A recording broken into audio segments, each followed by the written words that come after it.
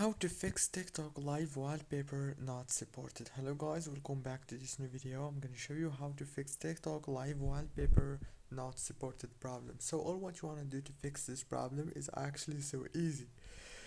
First thing, open the settings on your phone, open the apps manager, go to the apps like this. Now on this page you would find all the apps that you have on your phone. So all what you want to do is wait a few seconds and then search for TikTok like this and click on this force stop to stop running the app in the background of your phone, and then you have to open the Play Store, go to the search bar here and search for TikTok like this.